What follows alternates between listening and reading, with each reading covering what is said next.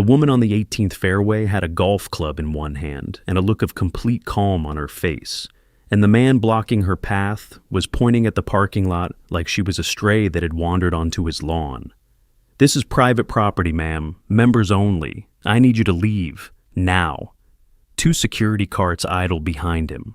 A group by the green had stopped playing to film it, and the general manager of the country club stood there, certain he'd caught a trespasser, a black woman in golf clothes who obviously did not belong on his course.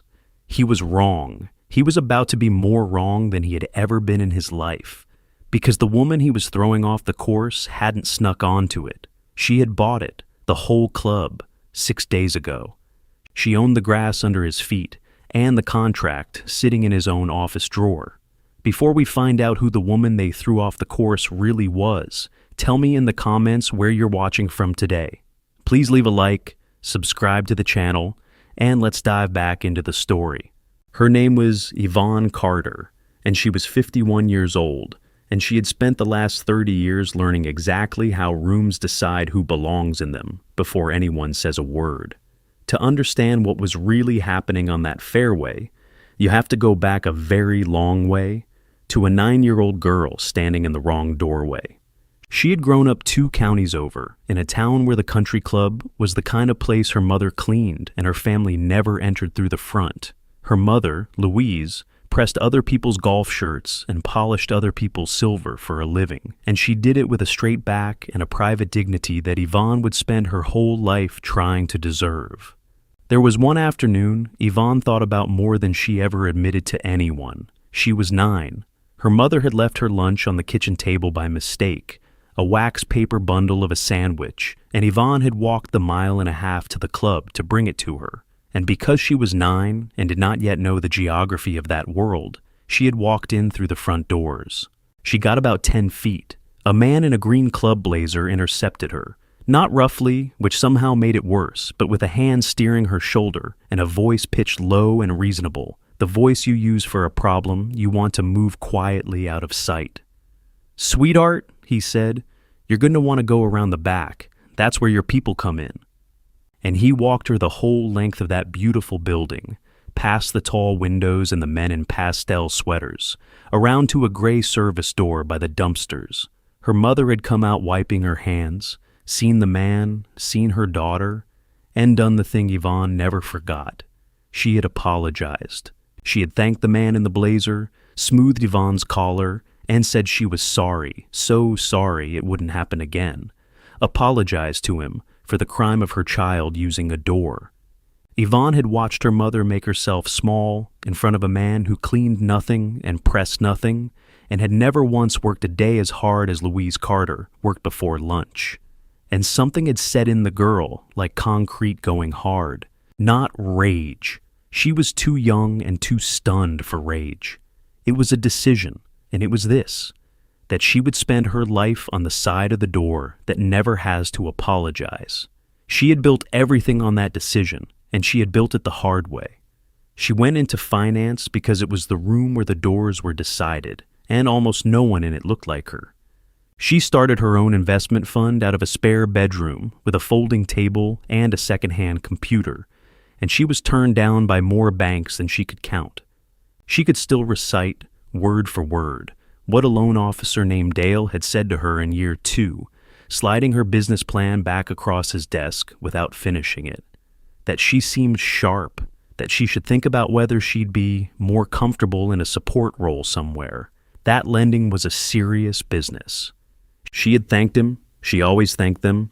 It unsettled them more than anger. Walked out and found her money another way. 8 years later, her fund had been on the other side of a deal that Dale's bank badly, publicly wanted a piece of, and she had sat across a table from him while he pretended not to remember the spare bedroom he'd turned away. She hadn't reminded him. She'd simply closed the deal on her terms and let the terms do the reminding. That was the engine under Yvonne Carter's calm, and it is the single most important thing to understand about the woman standing on that fairway. Her stillness was not the absence of anger. It was 30 years of learning that anger spent loudly is wasted, and that anger, converted quietly into leverage, moves the world. She had a fortune. She had a name that made bankers sit up. And she had never, not for 1 hour, forgotten the gray service door by the dumpsters. The purchase of Oakmont Hills had not been sentimental, and Yvonne would have told you so herself. It was a good deal on a bad balance sheet, an aging club, member rolls thinning, a board that had let the maintenance slip and the debt climb, sitting on 300 acres of land worth far more than the tired clubhouse suggested. Her fund had looked at the numbers the way it looked at everything, coldly, and the numbers said, buy. She had signed off on it the way she signed off on a dozen deals a year, but she remembered the moment in the closing room because it was the one moment that hadn't been cold. It was a long mahogany table in a law office downtown, the board's attorneys on one side and hers on the other, and Pennington, the club's silver-haired chairman, at the end, and a stack of documents an inch thick that took the better part of 2 hours to work through. When it was finally down to the last page, the ownership page, the one where her signature would make 300 acres and a clubhouse and a name legally hers, Yvonne had paused with the pen above the line, just for a second, long enough that Pennington had asked gently whether everything was all right. Fine, she'd said. I was just thinking about a door. He hadn't understood, and she hadn't explained. She'd signed. And somewhere 2 counties over, without a single person at Oakmont Hills knowing it yet, the little girl who'd been walked around to the service entrance became the owner of a country club. Not the club from her childhood, but close enough, near enough in kind, that when she set the pen down, her hand was not quite steady. The 3 months of negotiation that led to that pen had told Pennington everything he needed to know about the woman he was selling to, though it took the morning on the fairway to teach him what he'd sold her into. He had come to the first meeting braced for a private equity type, someone who'd stripped the club for the land and put up townhouses. Instead, he'd found a woman who had read every page of the club's finances, who asked about the pension the groundskeepers were owed before she asked about the golf course architect, who caught an error in the debt schedule that the club's own accountants had missed and pointed it out without any triumph, simply because it was wrong. At one meeting, a board member had tried, in the way certain men do, to talk over her about the history of the greens, and she had let him finish, and then answered him with a command of the club's own century of records that left the table quiet. Pennington had driven home that night and told his wife that they were, frankly, lucky she wanted it. He had spent 3 months learning that Yvonne Carter was the sharpest person at every table she sat at. He simply hadn't imagined he'd have to watch his own manager fail to notice it on a fairway. She had not bought Oakmont Hills to prove a point, but she would have been lying to say the point wasn't there, sitting quietly under the numbers the whole time. She had decided that afternoon that before the lawyers filed the last of the paperwork, before the Monday all-staff meeting where she'd be introduced as the new owner, before any of the ceremony, she wanted to see the place the way an ordinary person saw it. Not as the owner, flanked by managers falling over themselves. As a woman on a golf course on a quiet morning. She wanted to walk her own 18 holes in her own clothes and find out what the place actually felt like when nobody was performing for the boss. Because she had learned, across 30 years, that the truth about any organization is what it does when it thinks no one important is watching. So, on a gray Tuesday morning, 6 days after she signed, Yvonne Carter drove herself out to Oakmont Hills in a sensible car, parked in the member lot like anyone else, and walked onto the course with a single borrowed club and no announcement. The first person she met did the job right, and it is worth pausing on him because he is the proof that none of what followed had to happen. A kid at the bag drop, 19, maybe 20, a summer employee named Kevin, had greeted her with an easy smile, asked if she was playing the front or the back, offered her a bottle of water from the cooler, and told her the 18th was the prettiest walk on the property this time of morning if she wanted to start from the clubhouse end. He hadn't checked her bag or her face or her right to be there. He'd simply treated a person on a golf course like a person on a golf course. It cost him nothing. It took 4 seconds. Yvonne had thanked him, taken the water, and walked out toward 18, thinking that whoever had hired that young man had done at least one thing right.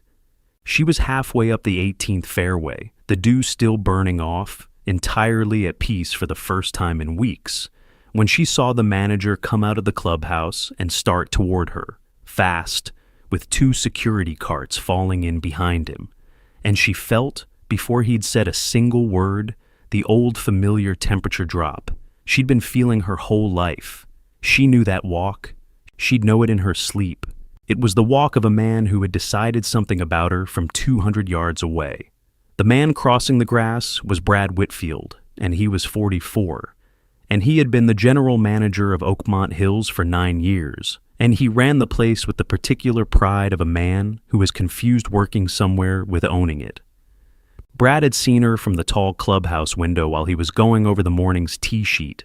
A woman, alone, no cart, no caddy, no bag tag he recognized, walking up the 18th like she had all the time in the world, and every right to it.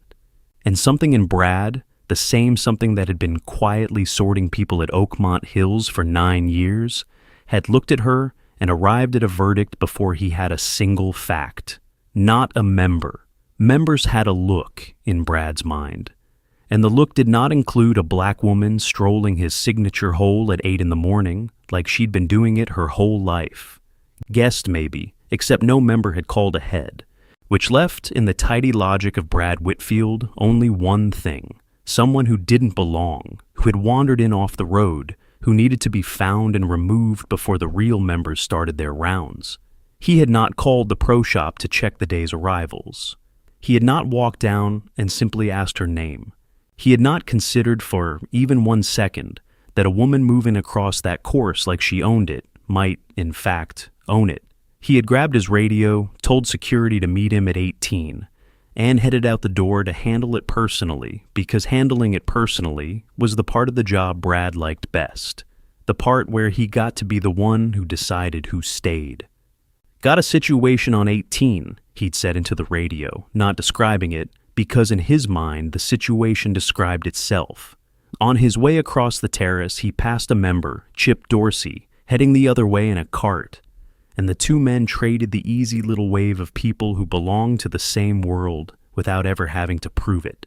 That was the world Brad understood, the world of chips and green jackets and men who looked the part, and he had spent 9 years policing its edges and being thanked for it. It never once occurred to him that the edges he guarded so proudly were the entire problem. It never occurred to him that the woman on 18 was about to become the most important member in the history of the club.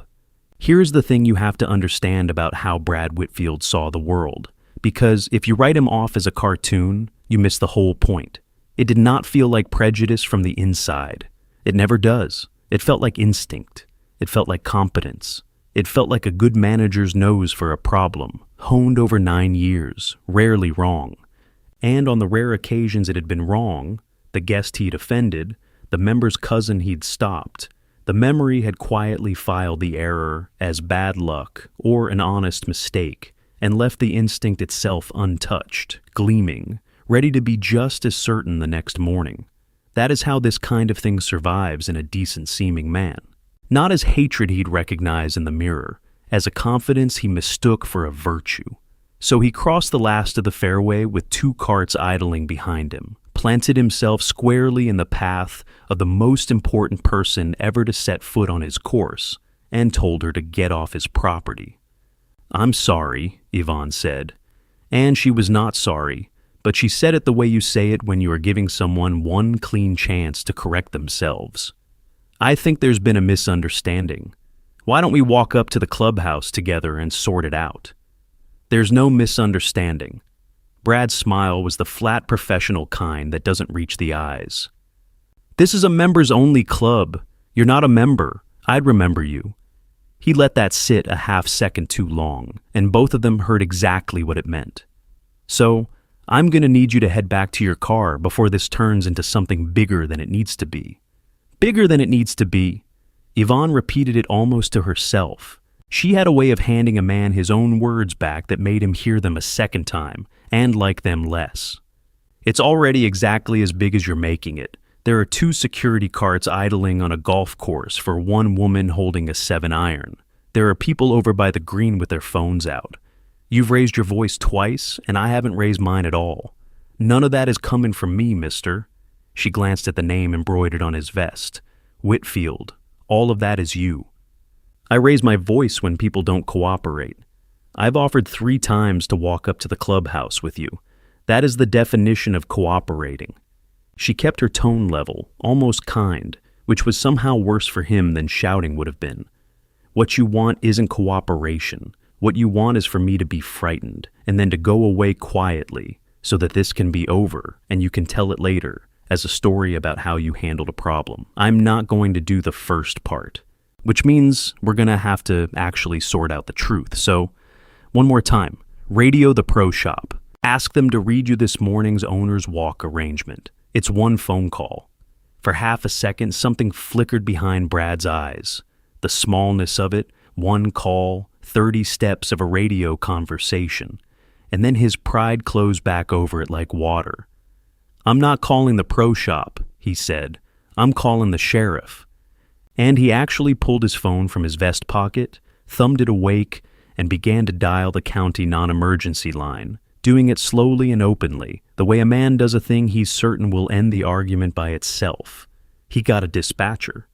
Yvonne stood and listened, unhurried, as Brad reported, his voice pitched to carry to the members by the green, a trespasser on the course at Oakmont Hills, a woman refusing to leave, possibly disoriented, requesting an officer to assist with removal. He gave the club's address. He said, "We'll need someone out here," twice. He hung up with the small, satisfied snap of a man who believes he has just won. It was, Yvonne thought, genuinely remarkable. He would sooner summon armed sheriff's deputies to a golf course over a woman with a 7-iron than spend 90 seconds finding out whether he was right. She filed that away too, the way she filed everything, not as an insult to be avenged, but as information about the institution she now owned and about exactly how much of it she was going to have to rebuild. "You'd remember me," she said when he'd put the phone away. "I believe you would. So here is what I'd like you to do while we wait for your deputies. I'd like you to check today's arrivals and the club's ownership records. And then I'd like you to decide, with the footage rolling, whether this is really the conversation you want on the record. The ownership records." Brad almost laughed. "Ma'am, I've run this club for 9 years. I know exactly who owns Oakmont Hills. What I don't know is what you're doing wandering around it, and that's what the deputies are going to help us establish." "Call whoever you'd like," Yvonne said quietly. "But I'd check those records first." Brad did not check the records. Checking the records would have taken 90 seconds, and it would have ended his career far more gently than what was actually coming. Let me stop the tape here and tell you what Brad Whitfield did not know, because it turns every second of what you've just watched into something far worse than a rude misunderstanding. The sale had closed the previous Monday. Not a rumor, not a handshake. Signed, filed, final. Yvonne Carter's fund owned Oakmont Hills outright. The course, the clubhouse, the pro shop, the parking lot Brad kept jabbing his finger toward, and every single employment contract on the property, including one with the name Bradley Whitfield typed across the top. In the most literal, legal, paycheck-signing sense available, Brad worked for the woman he had just reported to the county as a trespasser. And it went further, in a way that would haunt him for years. The closing binder, the thick-bound document with Yvonne Carter's name printed on the ownership page in letters an inch high, had been couriered to the club 4 days earlier. It was, at that exact moment, sitting in the top drawer of Brad's own desk, 30 steps up the hill in the office he had walked out of 10 minutes before. He had signed for the delivery himself. He had not read the cover. The answer to the question he was screaming across a fairway was locked inside his own desk, in his own handwriting on the courier's slip, and he was on the grass threatening a woman with deputies rather than walk up the hill and open the drawer. There was one more thing Brad didn't know, and it was already turning into the club's driveway. Pennington, the board chairman, the courtly silver-haired man who had negotiated the entire sale over 3 months, was arriving that very morning to do one specific thing: walk the grounds with the new owner and personally introduce her to the senior staff. He knew Yvonne's face. He had shaken her hand across that mahogany table twice. He was, as Brad pocketed his phone, perhaps 90 seconds from parking his car. So, the clock on Brad Whitfield's career was already running, and he could not hear it ticking. Every word he said on that fairway was being said to his own employer, on her own property, in front of witnesses holding phones, moments before the one man alive who could confirm her identity pulled through the gate. Now, here is the part I most want you to sit with, because it was a choice, and Yvonne made it on purpose.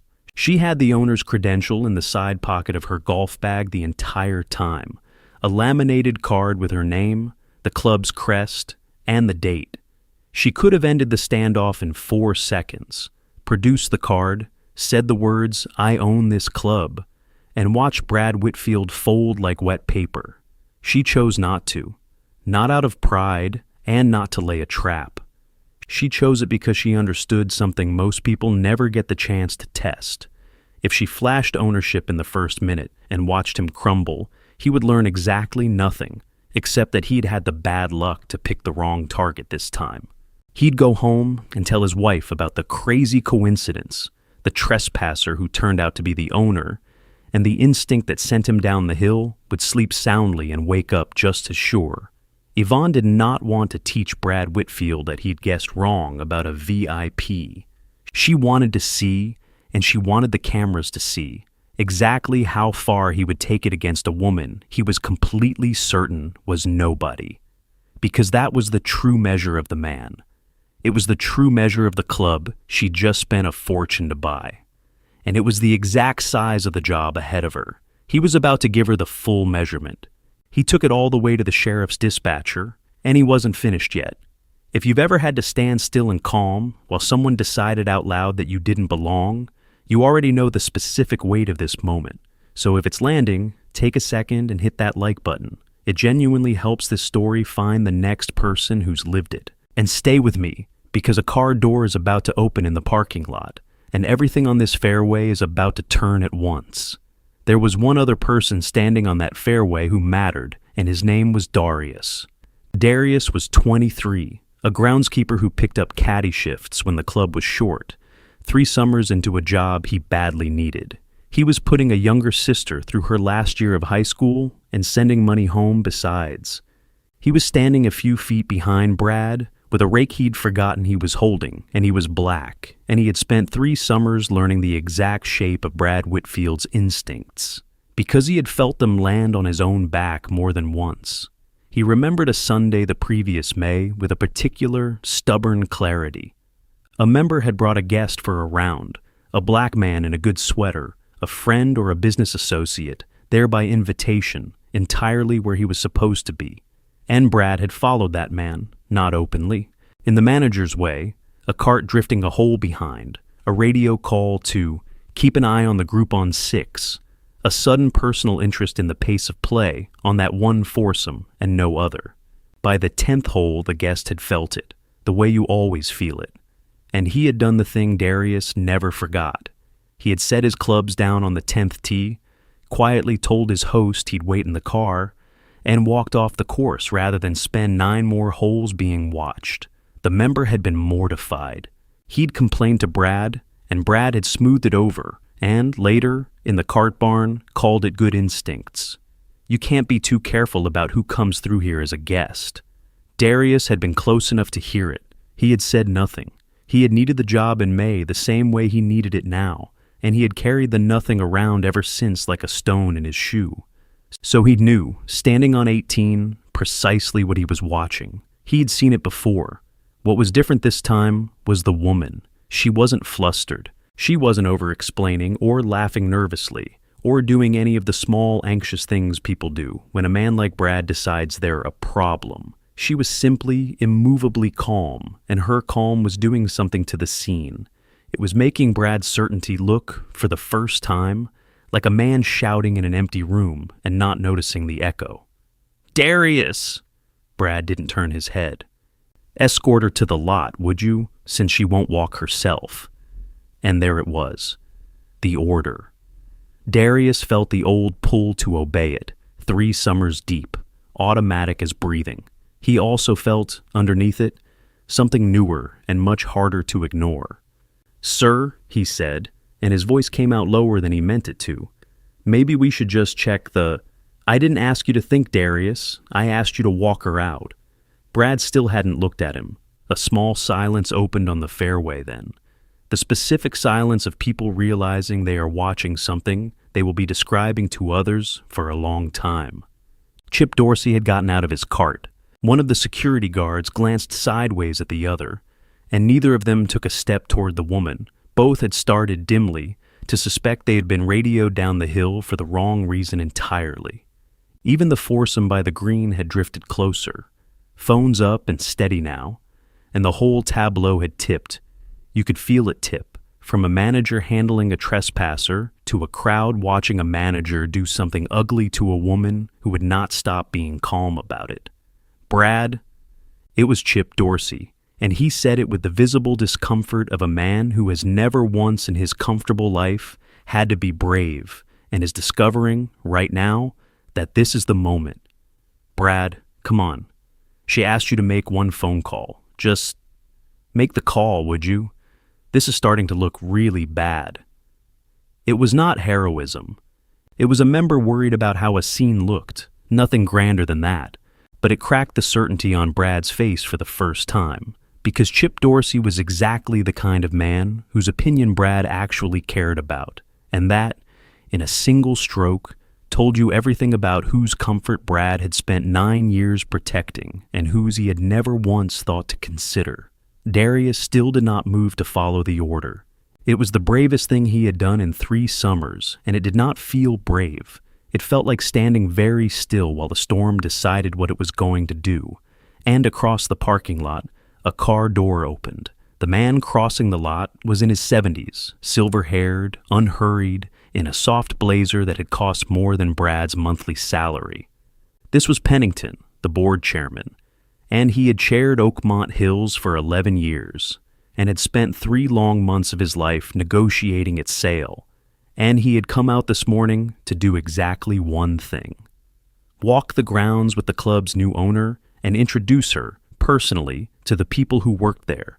In those 3 months of negotiation, he had come to respect Yvonne Carter more than he'd expected to. He had watched her be the sharpest and the calmest person at every table. He had privately argued to a skeptical board that she was precisely the kind of steady, serious owner an aging club needed if it wanted to survive another generation.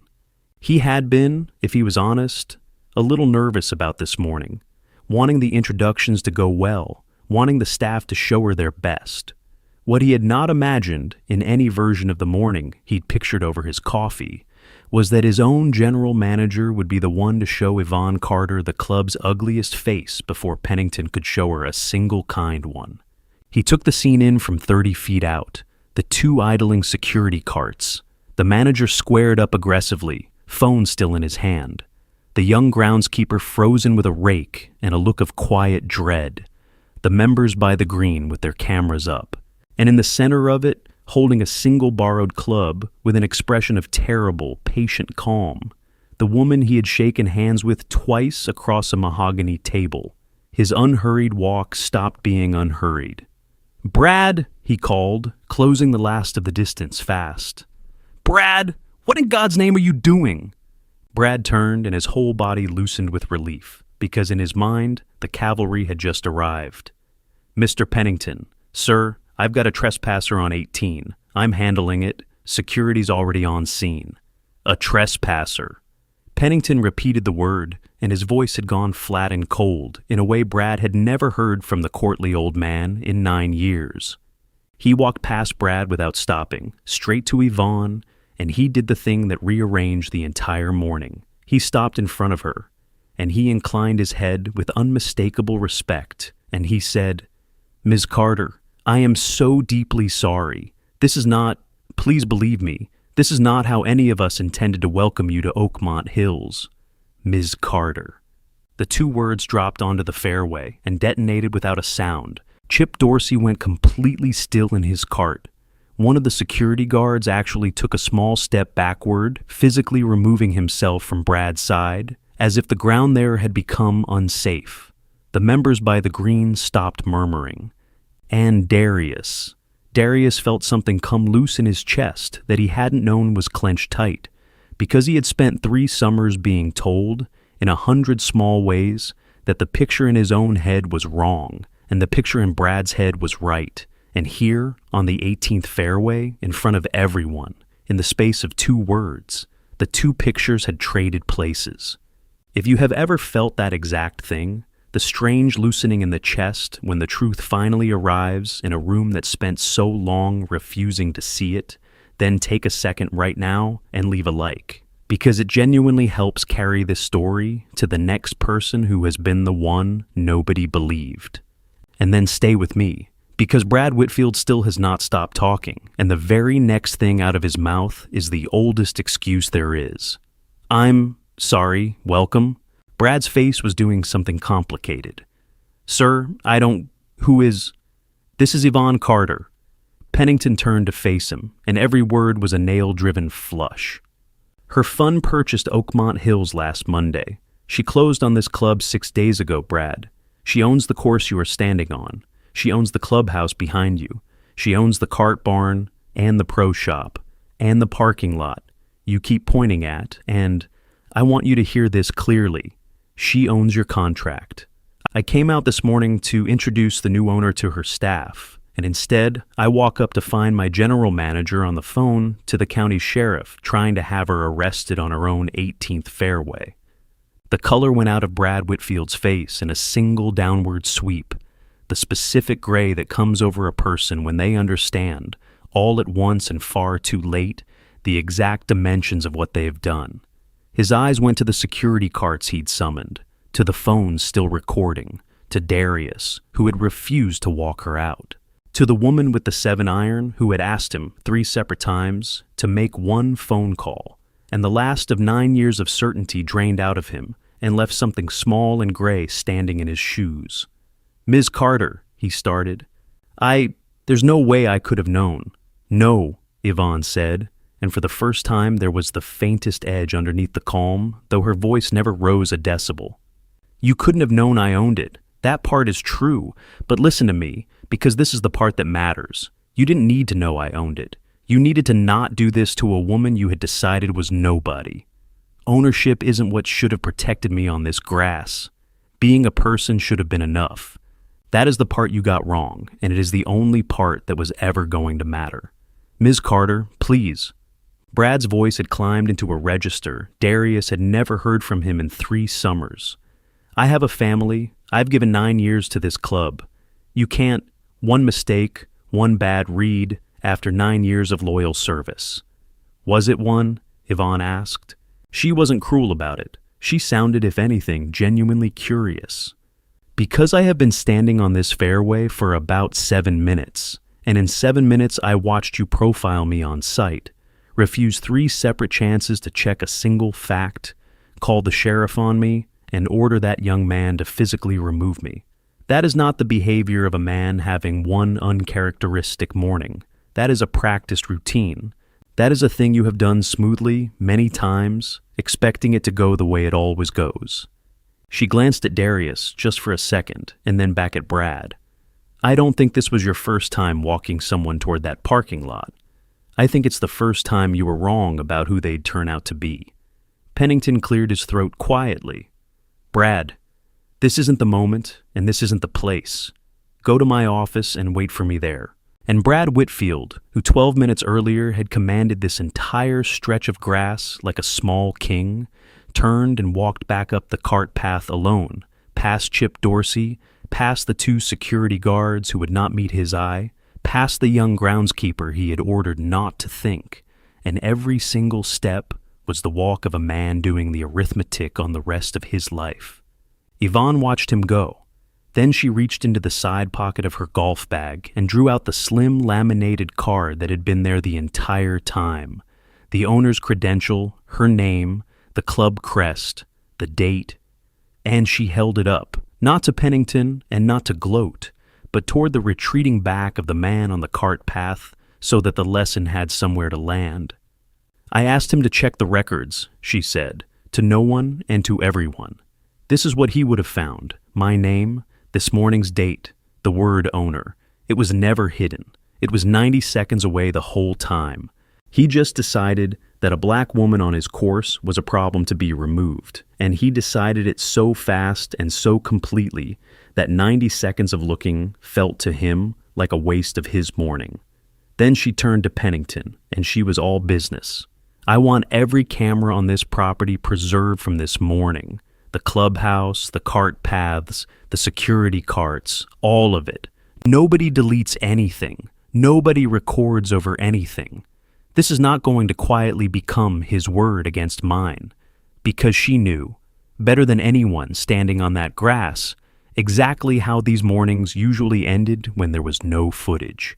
Two versions of events, a manager's and a stranger's, and a quiet, practiced institutional shrug that decided the manager was probably right and the woman was probably difficult.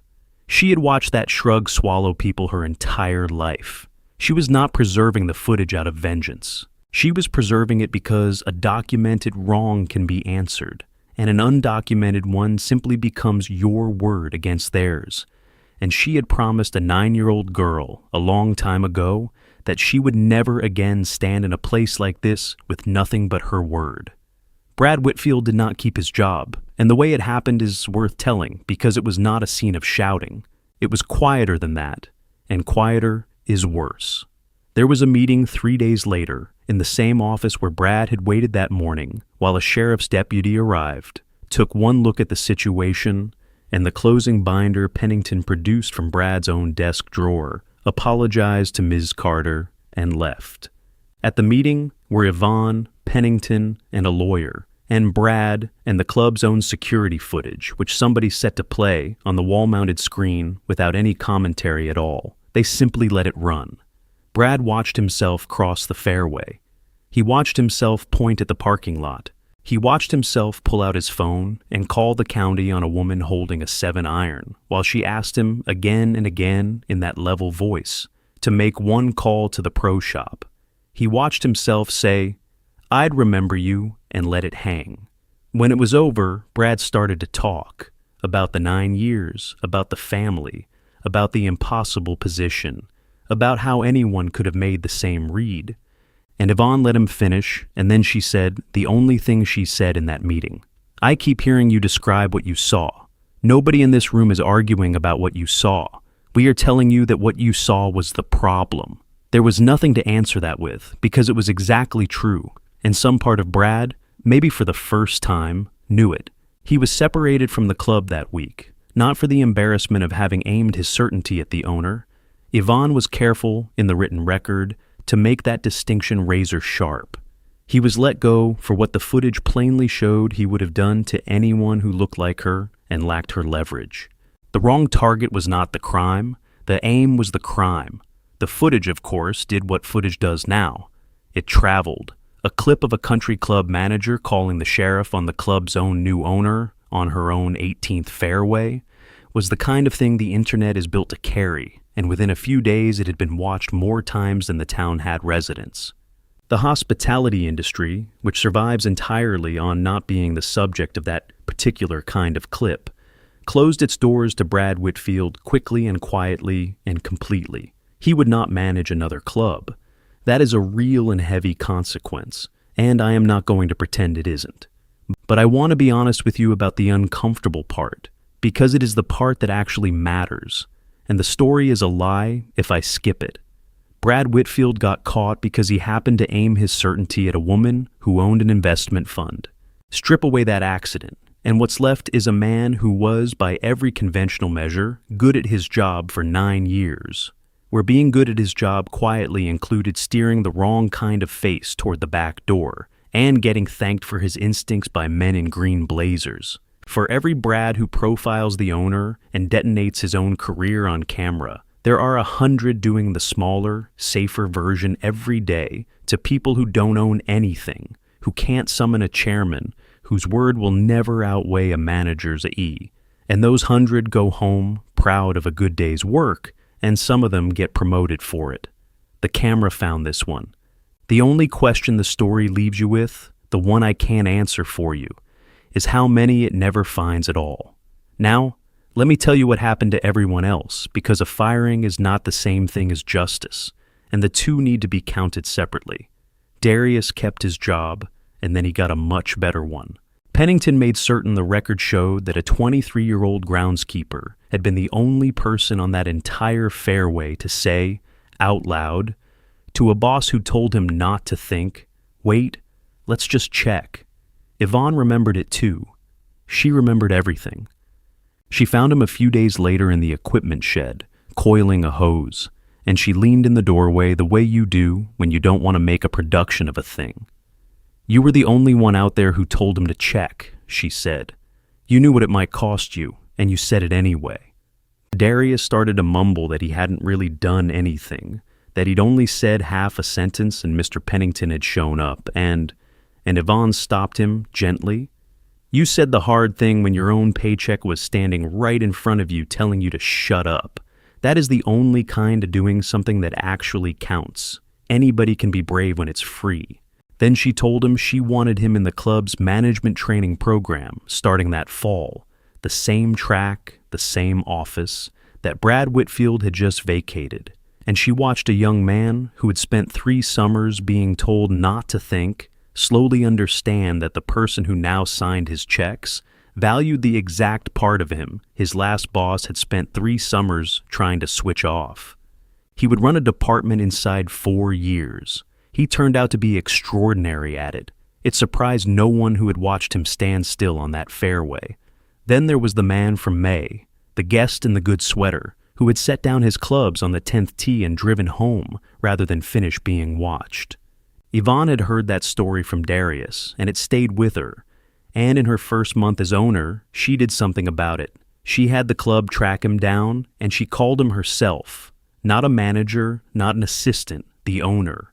And she apologized plainly on behalf of a club that had not been hers when it wronged him, but was hers now. She invited him back as her personal guest, any weekend he liked, to finish the round he'd walked away from. He came. He was wary at first, and he had earned the wariness. He played all 18. Nobody drifted a cart a hole behind him. Nobody radioed anyone about the group on 6. He shook Yvonne's hand on the 18th green, the same green where all of this had happened, and told her it was the first time in a long time a place like this had felt, to him, like a place he was allowed to simply be. That, she thought afterward, was worth more than the deal, the fund, and the fortune put together. And she stood up in front of the whole staff at her first all-hands meeting and told them why. Groundskeepers, servers, the pro shop kids, the caddies, the remaining managers, all of them crowded into the dining room. She did not raise her voice. She told them simply about a 9-year-old girl who had walked into a country club through the front doors to bring her mother a forgotten lunch, and about a man in a green blazer who had walked that girl around to the service entrance by the dumpsters, and about that girl's mother apologizing for the crime of her daughter using a door. She let that sit in the quiet room. And then she said, "That girl owns this club now, and as long as she does, no one is ever going to be walked around to the back of it again. Not a guest, not a member's friend, not a kid who wandered in the wrong door, not anybody. If you can work here on those terms, I am glad to have you, and I mean that. If you can't, this is a kind place to say goodbye." Then she thanked them, and she went back to work, because there was a great deal of work. There is one more picture I want to leave you with, from months later. A family came to Oakmont Hills for a trial visit. A black father and mother and 2 kids, considering a membership. The sort of family that, under the old management, would have been quietly followed and quickly made to feel that the fit wasn't quite right. They came through the front doors. And the young man who greeted them, who walked them out to see the course himself and told the kids the 18th was the prettiest walk on the property this time of morning, was Darius, in a manager's shirt now, holding a door open, wide, for a family who would never know how much it had once cost to walk through it. That is what changed, not that one manager was fired, that the door changed. There is one last thing Yvonne did, and she did it quietly, months in, when the club was hers in fact, and not just on paper. She drove 2 counties over and picked up her mother. Louise Carter was in her 70s now, still straight-backed, still carrying the private dignity that had cost her so much to maintain in buildings like the one her daughter now owned. Yvonne did not tell her where they were going. She drove her to Oakmont Hills, and she parked not in some far corner, but right out front.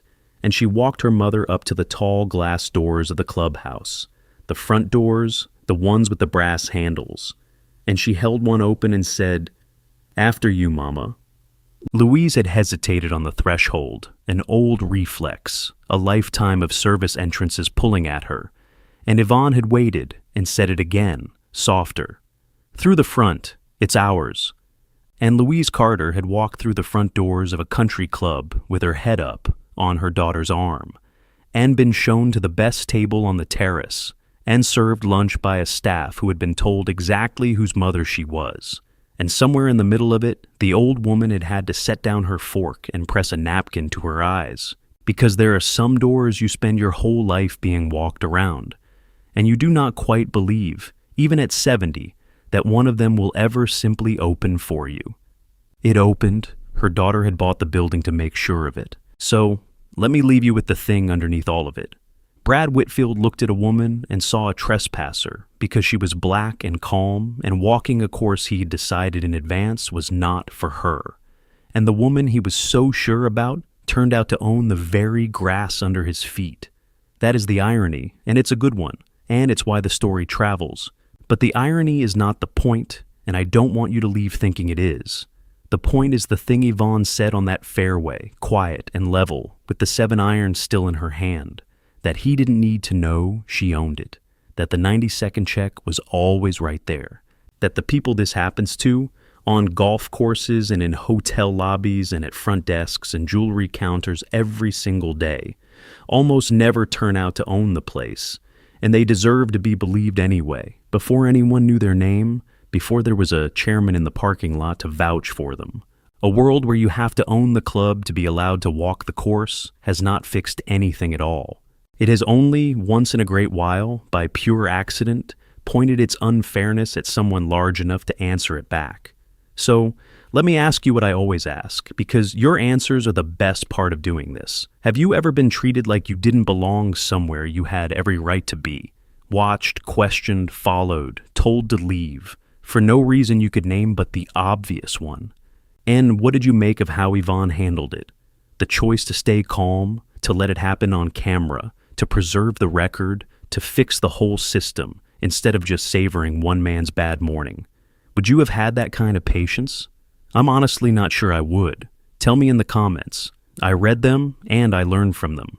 And if this story moved you, do the small things that carry it to the next person. Leave a like, subscribe to the channel if you're not already here, and share it with someone who needs the reminder that dignity was never supposed to require a deed to the building. Thank you truly for spending this time with me. Take care of each other, hold the door open a little wider than you have to, and I'll see you in the next one.